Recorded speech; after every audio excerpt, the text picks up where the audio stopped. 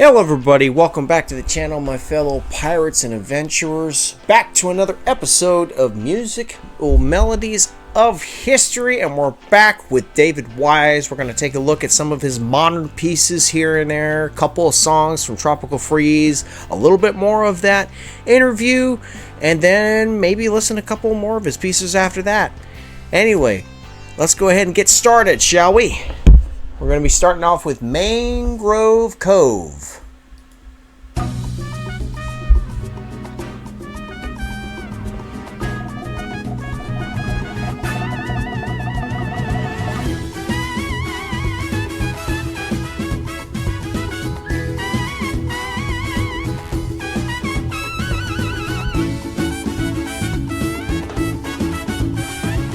Very brass heavy for this piece.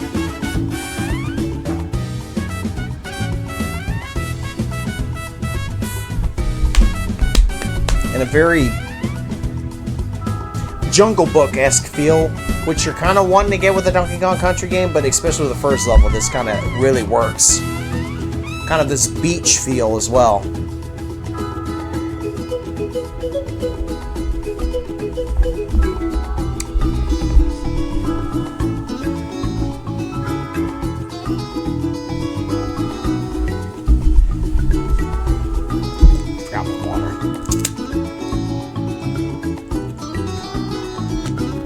Gotta have that. Stay hydrated, folks.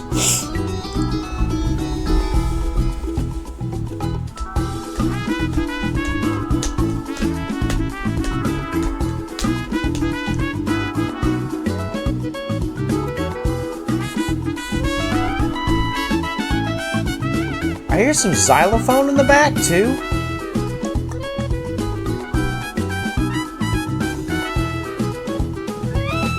I'm surprised there's no saxophone yet.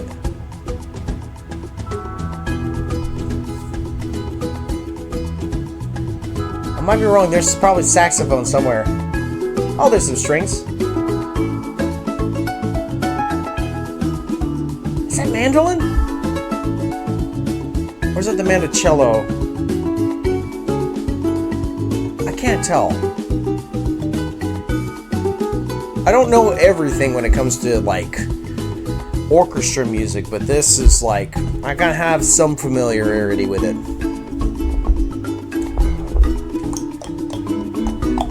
That's xylophone or something.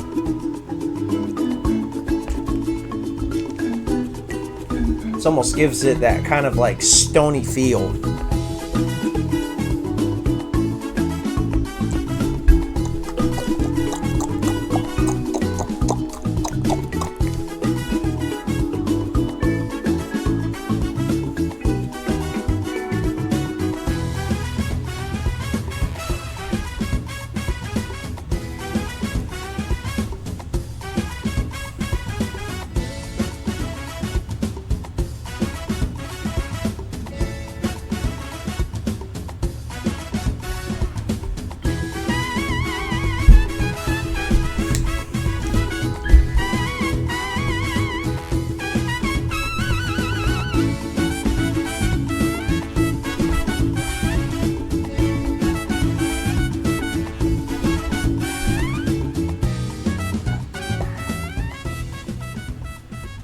All right. Very good, very good. Ooh. Underwater, that's great, but I have something in mind. Let's go to, I think it's the ship. Where is it? Give me a second.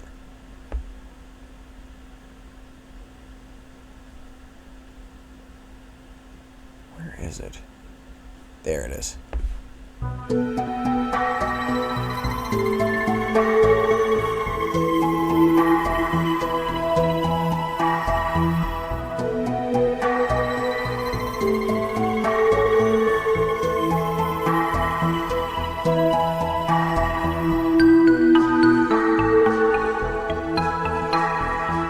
we'll probably listen to half of this just because it kind of repeats itself.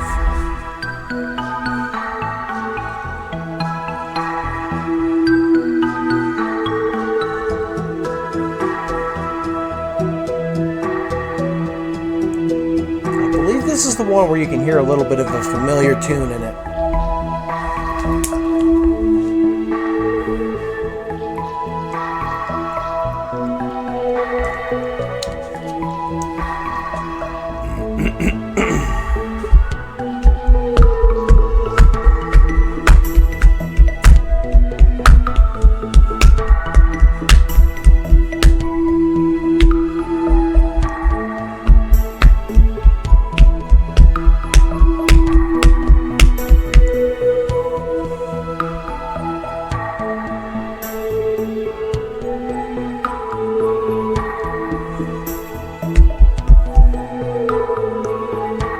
Oh, wow.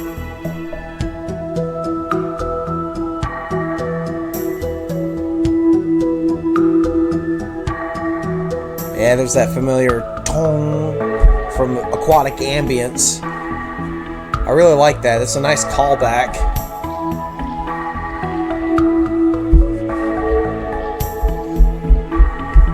Gives it that kind of underwater feel, almost. Like you're just kind of...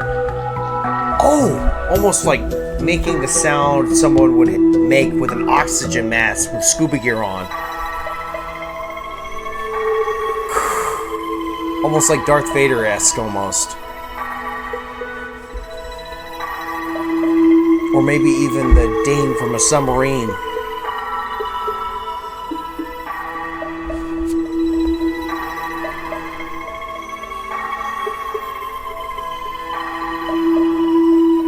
Alrighty, there we go. We'll take a listen to this one, of course. I forgot to do this one.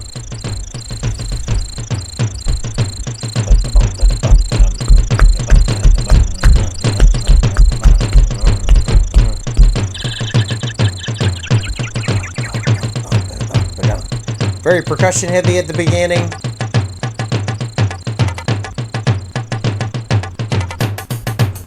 Bass drums. I think some toms, maybe? I don't know. Little keyboard here and there.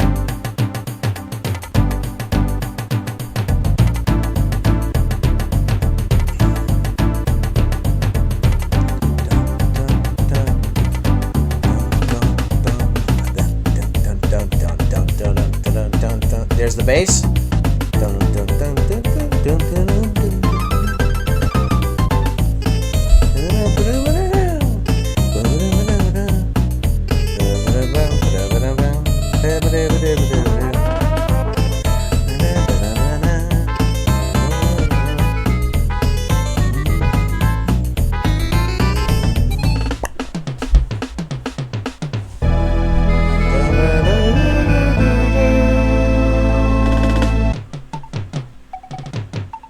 Very interesting how it just switches from that energetic beat to that mysterious jungle feel. Quite a musical transition there.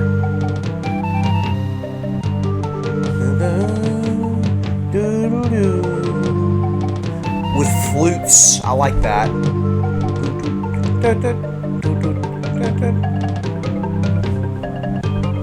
Xylophones. I don't know what that instrument there is, but it's really atmospheric too.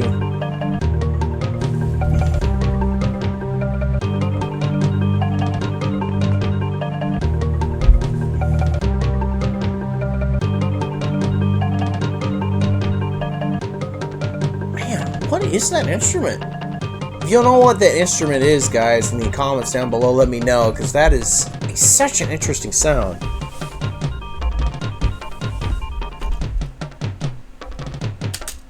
Now,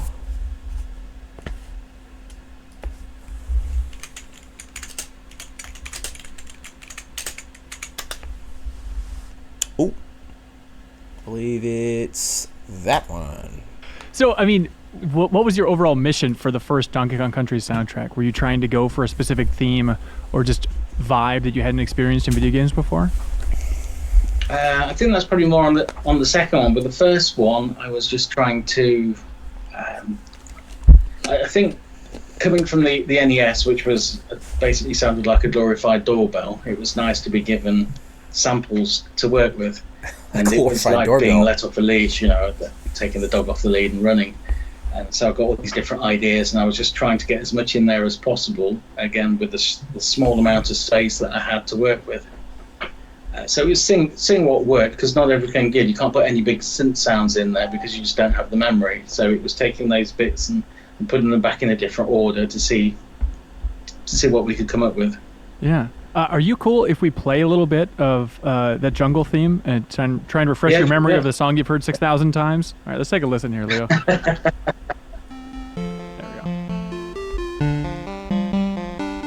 Oh, I forgot about this one too. The title theme for DKC.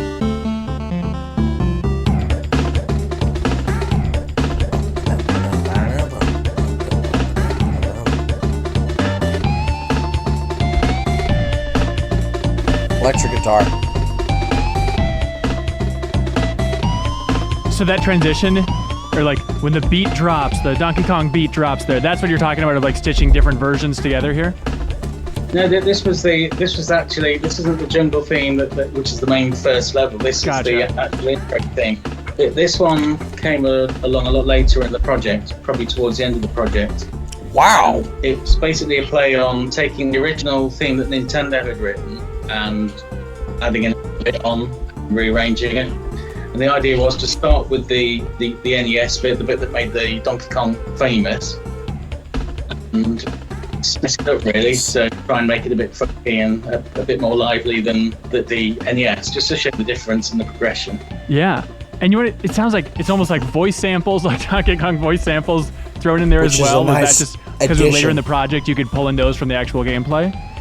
That's right, yeah. So some of the monkey and ape samples that we used in the game have been used, and I've pitched them in there and used them. Okay. Do you remember? Just to give it hopefully a bit of humour in there as well. Yeah. When you hear this song, can you remember specifically when you wrote it, the room you wrote it, all that stuff?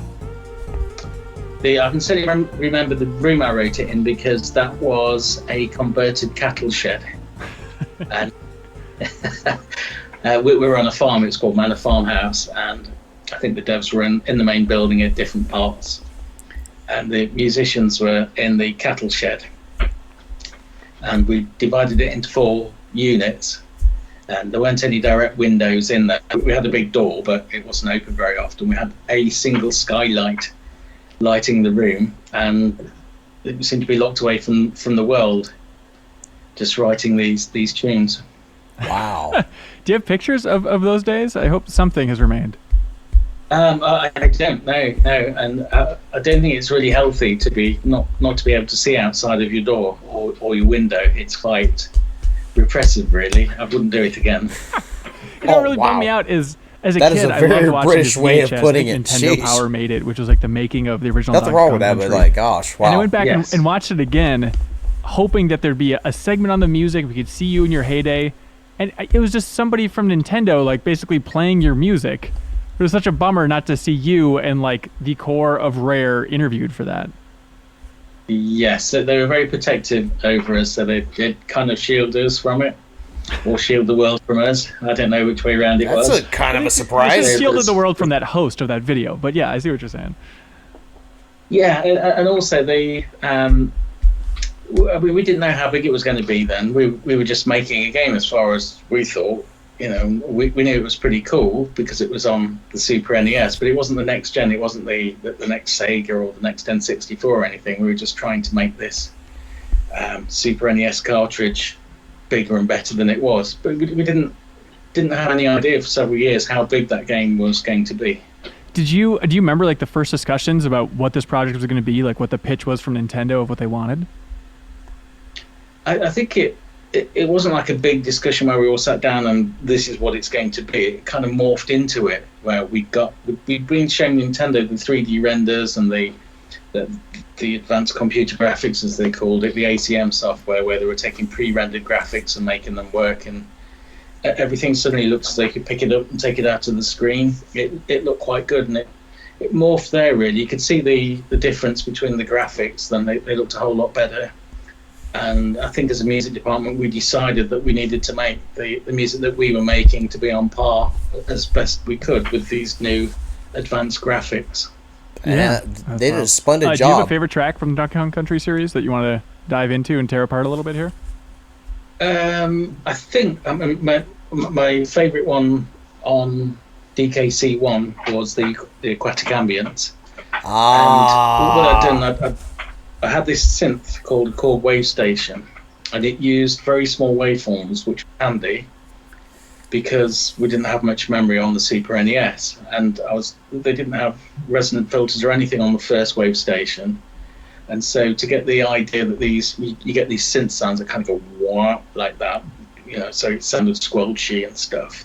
They were taking these little waveforms, which were tiny, and they were just running through them in sequence, and you get the effect that you were turning the synthesizer controls. So I borrowed that idea, and because I was still typing everything in, I could type everything as subroutines. I didn't have to use MIDI, so I could program it to do whatever I wanted at that point, and that's how I got it to sound probably a little more synthetic and more synthy, and to do more than you might imagine the Super NES chip would do, because I was borrowing this style from the core Wave Station.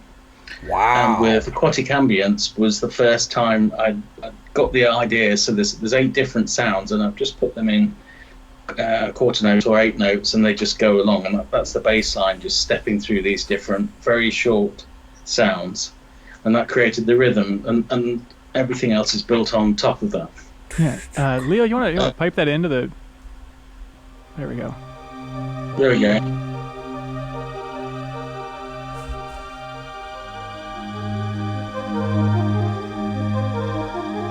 Oh, that's definitely key synth. I didn't even realize that. That's definitely a synthesizer. That's great.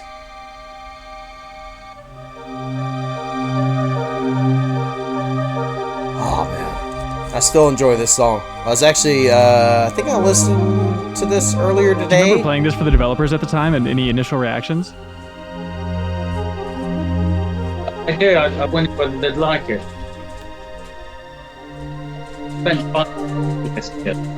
Sorry, you're breaking up a little bit, David. What'd you say? I spent about 5 weeks putting this together. Just this one track? Weeks. Just this one track, just to see whether the technology would work. Wow. So this was like the biggest technological feat, you think, from that first game? Wow. Yeah, so you can hear it now stepping through those waves on the bass line. If you have a listen.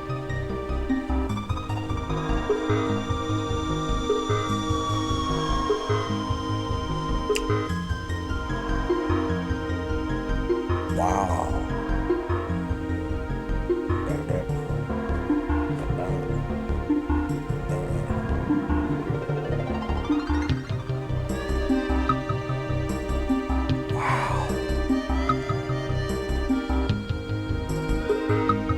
And so that's the saxophone part that you play now?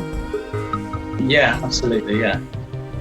It sounds more to me, I don't bad around it, I don't, or do I?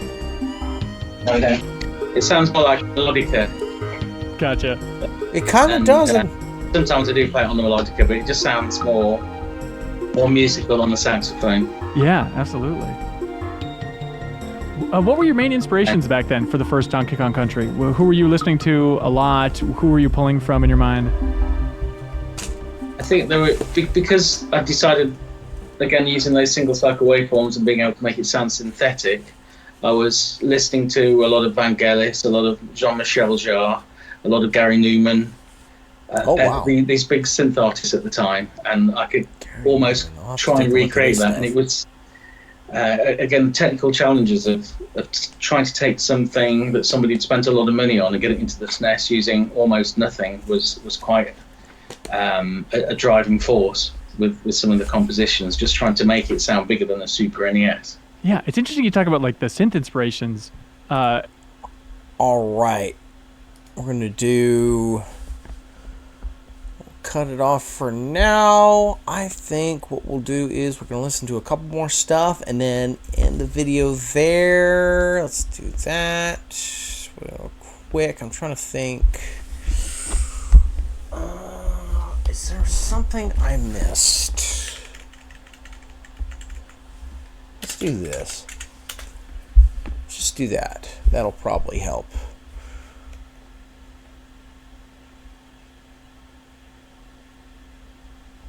Oh. Here we go. Let's just watch this and see where it takes us. We just listened to this.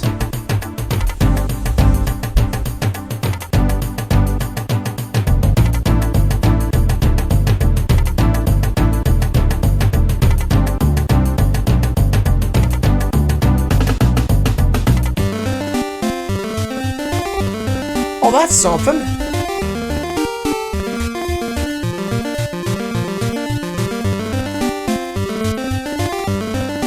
I didn't even know he even composed for a game like that. That's odd. Is that Warhammer? What is this?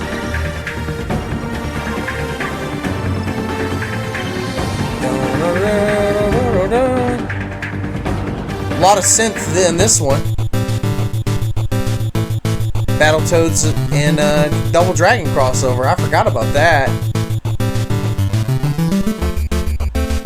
Wow.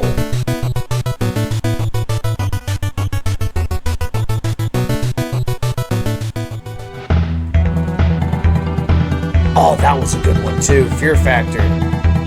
Fear Factory. That's hilarious. That's a good name for a level.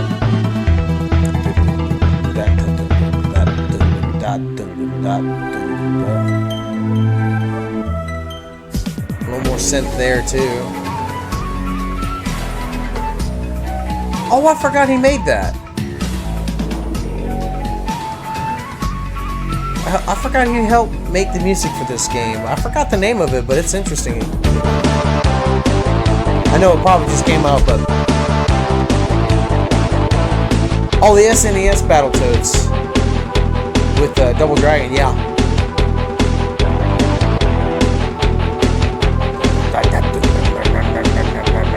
Very, very heavy metal-esque. Ooh. This one's a great one too. Very epic. Very adventurous.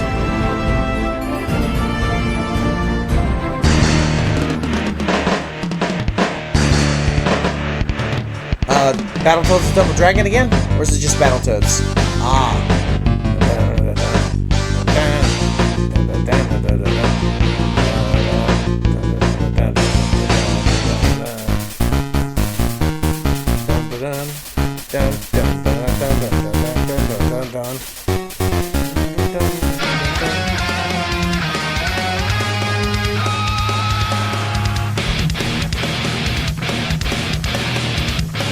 It's pretty good.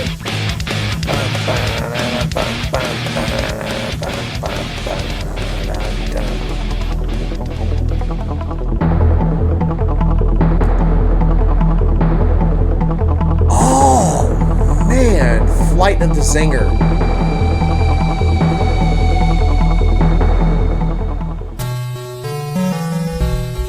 No. He worked on the WrestleMania game? That is a huge connection right then and there. And it's Andre the Giant's theme. That is so neat. Of course he did Donkey Kong Land, of course.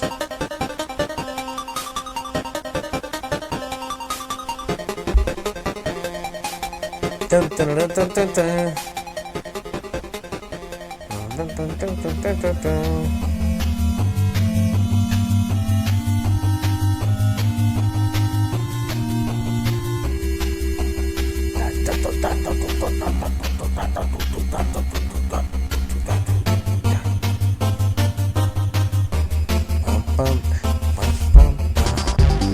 Not even halfway through. Ooh, funky. And there's no Kong either way. I know, bad pun.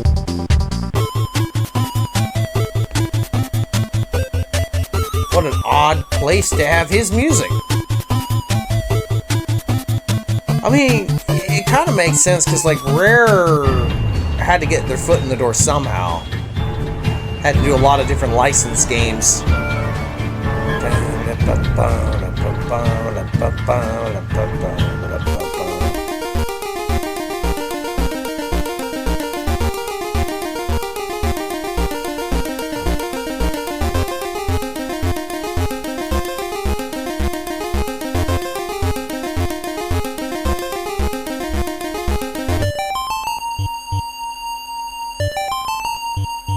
Another, what is it? Yeah, Nightmare on Elm Street again.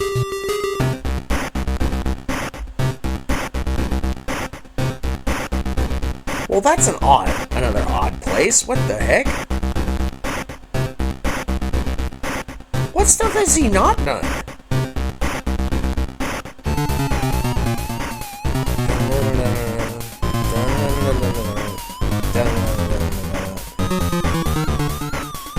Horizontal stages.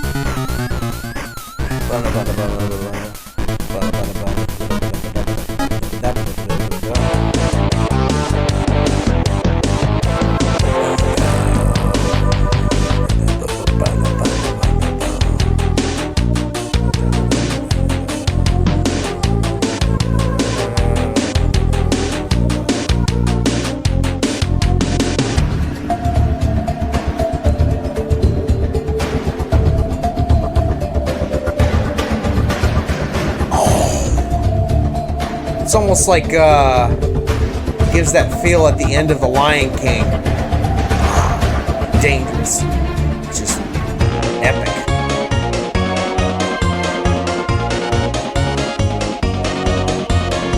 Everybody's least favorite kart racing boss. From so I've heard. I've never played DK, or what is it, Diddy Kong Racing before. But I did play Crash Team Racing.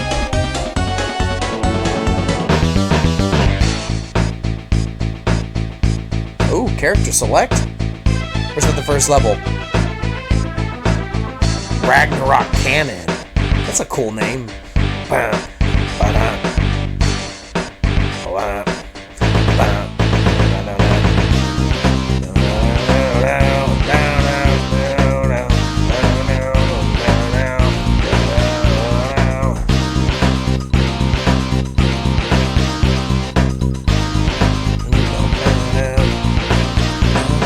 These games were known for their difficulty. Okay, cool. I was wondering if he had a piece in there.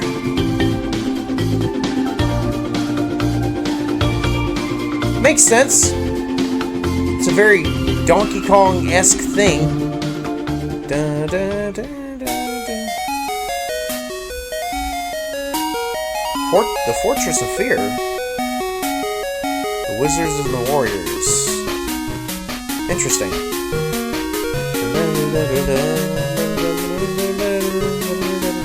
Oh, that's the name of the game. Okay, cool.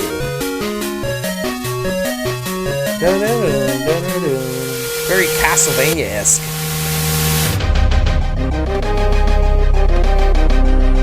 Oh, I didn't know the name of this one. Lockjaw Saga.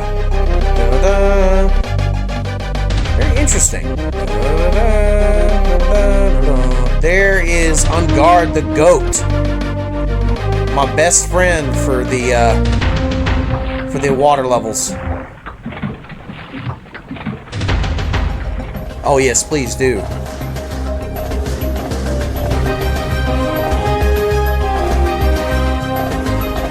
Oh!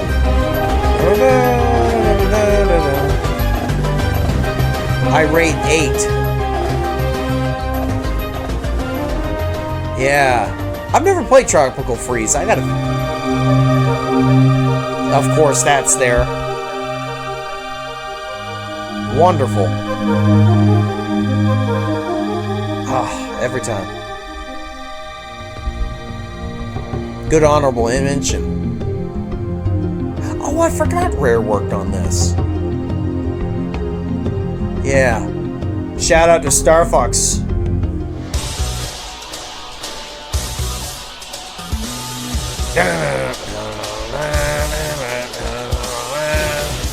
Very Battletoads-esque for this one. I like it.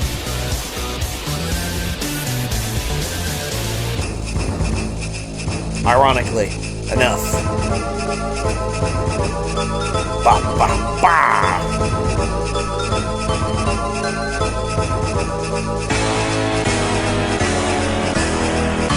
Well, that was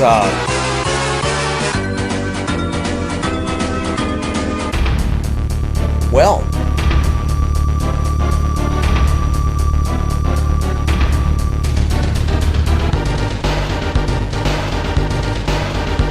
very final boss music.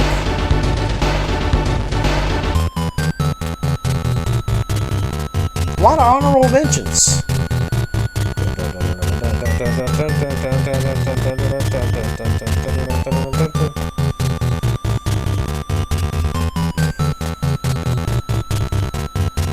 Well, Monkey Mountain on Donkey Kong Land.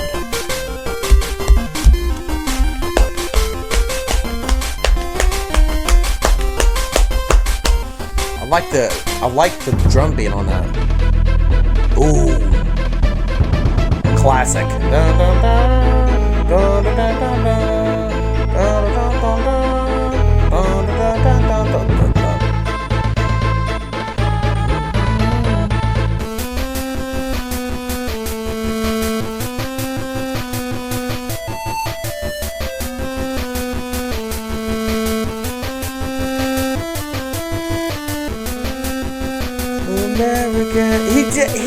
He made a Game Boy version of Real American? Oh my gosh. Rest in peace, Hulkster. Man. What very odd places to have him in, just like in a couple of WWF games. Hogan and Mr. Perfect. Yeah. Ooh, that was a good tombstone. That's really neat. That's really, really neat. Well, I think this is a good point to end the video here. Thank you guys for watching. This will be the last video I do on David Wise. Tell me in the comments down below what piece you enjoyed in this video today. And tell me your favorite, game that David Wise was in from Rareware. Let me know in the comments below whether it's Donkey Kong Country, or if you're a bit more old school, maybe played some of the older Game Boy games that he was a part of. And let's get a conversation going. Thank you guys so much for watching. This is the Captain signing off. I bid you adieu. I'm out. Peace.